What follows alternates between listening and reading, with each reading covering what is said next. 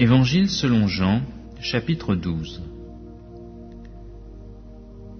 6 jours avant la Pâque, Jésus vint à Béthanie, où était Lazare, qu'il avait ressuscité d'entre les morts. Là, on lui fit un repas. Marthe servait, et Lazare était un de ceux qui se trouvaient à table avec lui. Marie prit une livre d'un parfum de nard pur de grand prix, et en répandit sur les pieds de Jésus, et lui essuya les pieds avec ses cheveux. Et la maison fut remplie de l'odeur du parfum. Un de ses disciples, Judas Iscariote, celui qui devait le livrer, dit alors : « Pourquoi n'a-t-on pas vendu ce parfum, 300 deniers pour les donner aux pauvres ?» Il disait cela, non qu'il se mît en peine des pauvres, mais parce qu'il était voleur, et que tenant la bourse, il prenait ce qu'on y mettait.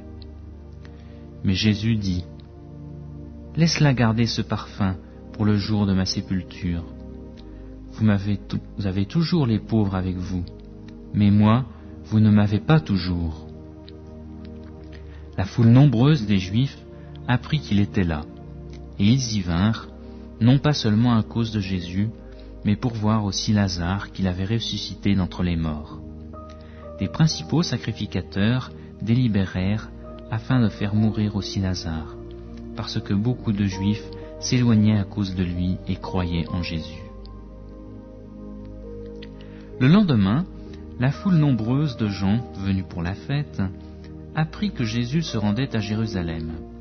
Ils prirent des branches de palmier et sortirent à sa rencontre, et ils criaient : « Hosanna, béni soit celui qui vient au nom du Seigneur, le roi d'Israël. » Jésus trouva un ânon et s'assit dessus, selon ce qui est écrit : « Sois sans crainte, fille de Sion, voici, ton roi vient, assis sur le petit d'une ânesse. » Ses disciples ne comprirent pas cela tout d'abord, mais quand Jésus fut glorifié, alors ils se souvinrent que ces choses étaient écrites de lui, et que pour lui, il les avait faites.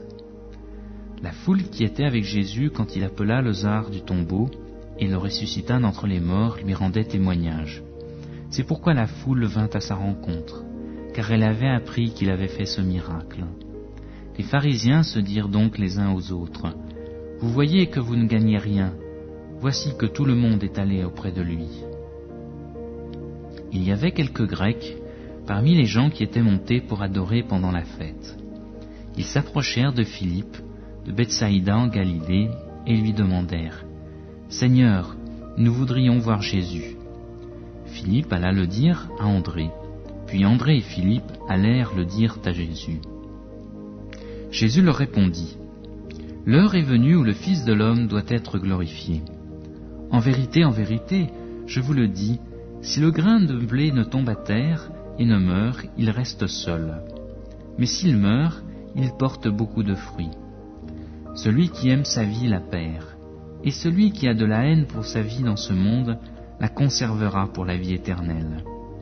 Si quelqu'un me sert, qu'il me suive, et là où je suis, là aussi sera mon serviteur. Si quelqu'un me sert, le Père l'honorera. Maintenant, mon âme est troublée, et que dirai-je ? Père, sauve-moi de cette heure. Mais c'est pour cela que je suis venu jusqu'à cette heure. Père, glorifie ton nom. » Une voix vint alors du ciel. Je l'ai glorifié et je le glorifierai de nouveau. La foule qui se tenait là et qui avait entendu disait que c'était le tonnerre. D'autres disaient : un ange lui a parlé. Jésus reprit la parole. Ce n'est pas à cause de moi que cette voix s'est fait entendre, c'est à cause de vous. Maintenant c'est le jugement de ce monde. Maintenant le prince de ce monde sera jeté dehors. Et moi, j'aurai été élevé de la terre et j'attirerai tous les hommes à moi. Il disait cela pour indiquer de quelle mort il devait mourir. La foule lui répondit : « Nous avons appris par la loi que le Christ demeure éternellement. Comment donc, dis-tu, il faut que le Fils de l'homme soit élevé ? Qui est ce Fils de l'homme ? » Jésus leur dit : « La lumière est encore pour peu de temps parmi vous. marchez pendant que vous avez la lumière, afin que les ténèbres ne vous surprennent pas. Celui qui marche dans les ténèbres ne sait pas où il va. Pendant que vous avez la lumière, croyez en la lumière, afin que vous deveniez ses enfants de lumière. » Jésus dit cela, puis il s'en alla et se cacha loin d'eux. Malgré tant de miracles qu'il avait faits devant eux, ils ne croyaient pas en lui, afin que soit accomplie la parole dite par le prophète Isaïe. « Seigneur, qui a cru à ce que nous avons fait entendre? Et à qui le bras du Seigneur a-t-il été révélé? » Aussi, ne pouvaient-ils croire parce que Isaïe a dit encore « Il a aveuglé leurs yeux et endurci leur cœur, de peur qu'ils ne voient des yeux, qu'ils ne comprennent du cœur, qu'ils ne se convertissent et que je ne les guérisse. » C'est ce que dit Isaïe lorsqu'il vit sa gloire et qu'il parla de lui. Cependant, même parmi les chefs, plusieurs crurent en lui. Mais à cause des pharisiens, ils ne le confessaient pas pour ne pas être exclus de la synagogue, car ils aimaient la gloire des hommes plus que la gloire de Dieu. Jésus s'écria, « Celui qui croit en moi croit, non pas en moi, mais en celui qui m'a envoyé. Et celui qui me contemple, contemple celui qui m'a envoyé.